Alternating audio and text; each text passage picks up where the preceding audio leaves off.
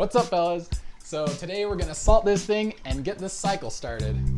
So I've got my bucket here with the salt I've already pre-measured out, and I only got about 80% of what I'm going to need, or at least what it says I'm going to need. You don't want to do the full 100% in the tank because the calculations might be slightly off and you don't want to overdo it and then have to do a water change to dilute it. So yeah, just add this and then I'm gonna just test it and slowly add more until it gets to the perfect spot. So I'm just gonna add the salt directly into the tank. Now, if you're doing a water change, this is not something you wanna do. You wanna mix it in a bucket and get it the right temperature and salinity before adding it in. And the reason for that is that, you have less water in there. And so when you put that salt in there, it's gonna be really concentrated and that salinity is just gonna skyrocket, which can potentially kill some of your livestock. So, in this case, it doesn't really matter. There's nothing in there to kill, so I'm just gonna add it and keep checking it as I go.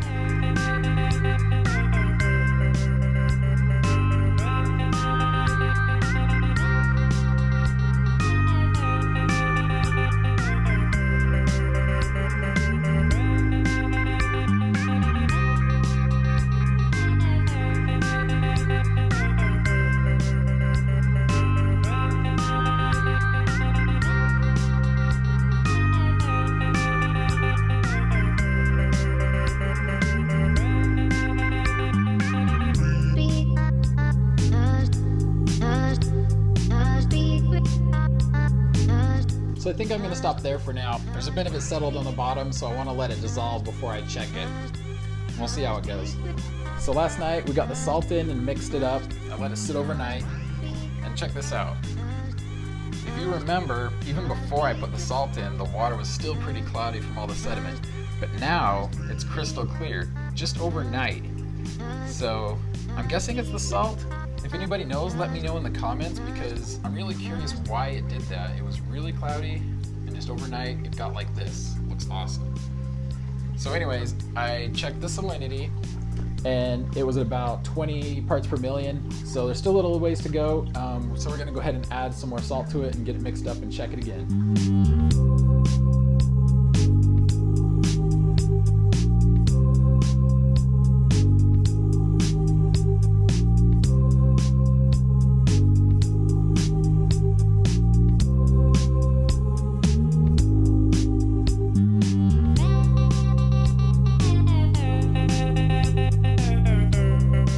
Now that we have the salt in the water, we have to let the tank cycle before we can add any fish. So there's a few methods to cycling your tank. One of them, which used to be really common, is the fish method, and I strongly discourage anybody from doing that, and so we're not even going to go into that today.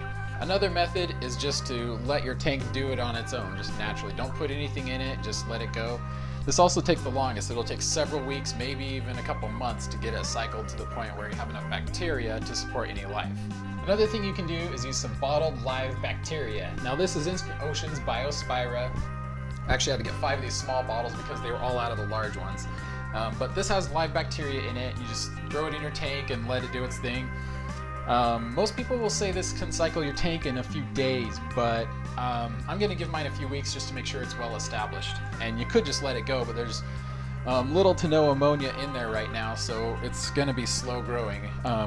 Preferably you want some ammonia for this stuff to feed off of. So in order to do that, you could get some bottled ammonia and pour some of that in the tank, or you could put some fish food in there, which will decay and produce ammonia. Or you could do what I'm going to do. I'm going to put some frozen shrimp in there, and as this just sits and decays, it's going to give off ammonia, which will feed the bacteria. So let's get this in there and get it cycled.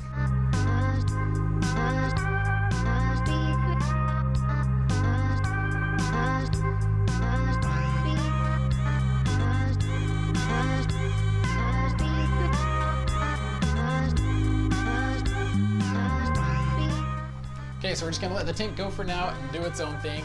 I'm gonna be monitoring it every day or every couple days by testing the ammonia, nitrites, and nitrates.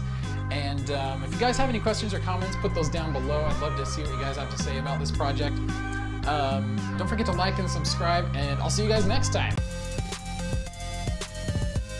Oh, don't get that in your nose.